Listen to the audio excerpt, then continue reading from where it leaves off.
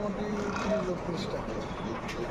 কোরবানির ঈদকে সামনে রেখে পাবনার খামারিরা ব্যস্ত সময় পার করছেন।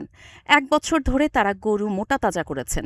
দেশের বিভিন্ন জায়গায় চাহিদা রয়েছে পাবনার গরুর, কারণ দেশীয় এবং প্রাকৃতিক খাবার দিয়ে মোটা তাজা করার ফলে গরুগুলো সুস্থ ও সবল হয়েছে।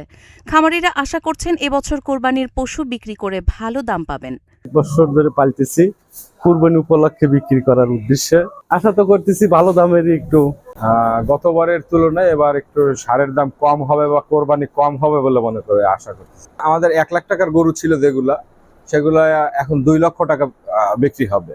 এদিকে প্রাণী সম্পদ দপ্তর জানাচ্ছে এবছর পাবনা জেলার চাহিদার দ্বিগুণ পশু প্রস্তুত রয়েছে। পাবনা জেলার ভাঙ্গুড়া উপজেলার চৌবাড়িয়া হারোপাড়া এলাকায় গরু মোটা তাজা করার জন্য খামারিরা কাঁচা ঘাস, খৈল, ভুসি, লালিগুড়, ধানের গুঁড়া ইত্যাদি ব্যবহার করেছেন। জেলা প্রাণী সম্পদ কর্মকর্তা জানান, এবছর প্রস্তুত করছি ৬,৫৩,৫৮৮টি গবাদি পশু আমাদের প্রস্তুত আছে। আমাদের চাহিদা হলো ৩,৩৬,৫৭২। পাবনায় ৩৩,০০০ খামারে ৬,৫৩,৫৮৮টি কোরবানির পশু প্রস্তুত করা হয়েছে। জেলায় কোরবানির পশুর চাহিদা ৩,৩৬,৫৭২টি।